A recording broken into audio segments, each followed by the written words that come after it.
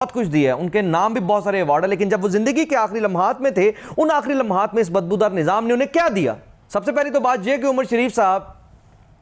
ये कभी सवाल कीजिएगा कि उमर शरीफ साहब जर्मनी में जब इंतकाल उन्होंने किया, जबकि वो गए अमेरिका में थे,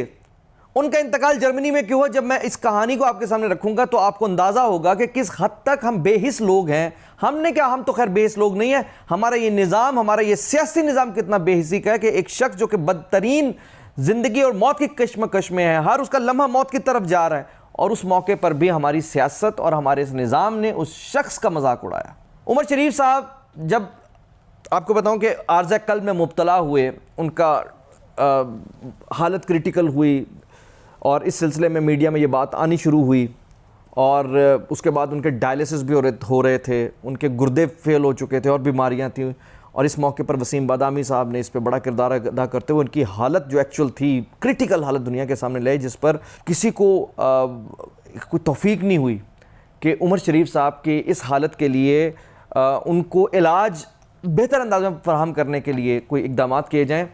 यहाँ तक कि फिर उमर शरीफ साहब को इस बुरे हालों में एक वीडियो बनानी पड़ी, और उस वीडियो को बनाते हुए उन्होंने दुनिया के सामने ये पैगाम रखा कि मुझे वफाकी हुकूमत की जानिब से मदद की ज़रूरत है, खुदा के लिए मुझे मदद चाहिए, क्योंकि जो बीमारी मुझे लाहक है उसका पाकिस्तान में इलाज नहीं है, मुझे अमेरिका में जाना है, और अमेरिका में जाने के लिए मुझे एयर एम्बुलेंस चाहिए, मुझे वीज़ा चाहिए, और मेरे पास अभी टाइम नहीं है कि मैं एयर एम्बुलेंस और वीज़े के इंतज़ाम के लिए इंतज़ार कर सकूँ। लिहाजा हुकूमत पाकिस्तान अपनी वो रियासती सतह पर मुझे ये सपोर्ट दे, मुझे ये इमदाद दे, ताकि मुझे फौरी तौर पर एम्बुलेंस भी मिले, मुझे फौरी तौर पर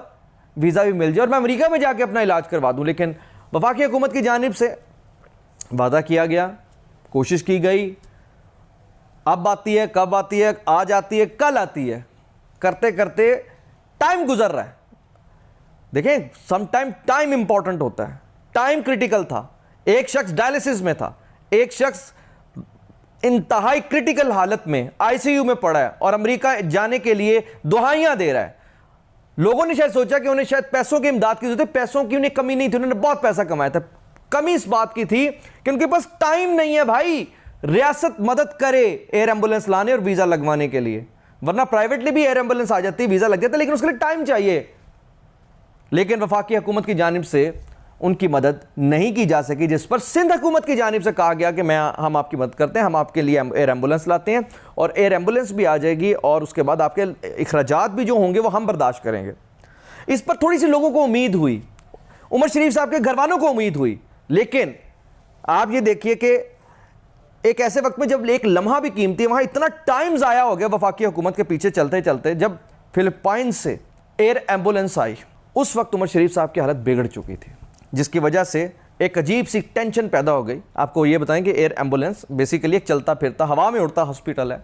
जिस तरह एक एम्बुलेंस आप सड़कों में देखते हैं, एक मरीज को लेकर आ रही है, एक मरीज को लेकर जा रही है, लेकिन चूंकि एयर एम्बुलेंस खड़ी थी और उमर शरीफ साहब वफाकी हुकूमत का इंतजार करते करते और एयर एम्बुलेंस का फिर सिंध हुकूमत की एंट्री और इंतजार करते करते उस मुकाम तक पहुंच चुके थे कि जब अब उनके लिए ट्रैवल नामुमकिन हो चुका, जिसकी वजह से एक तरफ प्रेशर ये था कि एयर एम्बुलेंस कितनी देर तक इधर इंतजार कर सकते, उस तरह अगले और भी काम करने हैं। और यहां उमर शरीफ साहब की जब हालत बेहतर थी तब एयर एम्बुलेंस आ नहीं रही थी, और जब एयर एम्बुलेंस आई तब उमर शरीफ साहब इस बुरे हालों में पहुंच चुके थे कि अब उनके लिए ट्रैवलिंग नामुमकिन थी, क्योंकि उनकी डायलिसिस की वजह से उनके लिए ट्रैवल बहुत नामुमकिन होता जा रहा था। बहरहाल ये इंतज़ार जारी रहा। ये एक बड़ा हमारा बदबूदार निज़ाम है। उस निज़ाम के अंदर देखें, आप अपनी सियासत में एक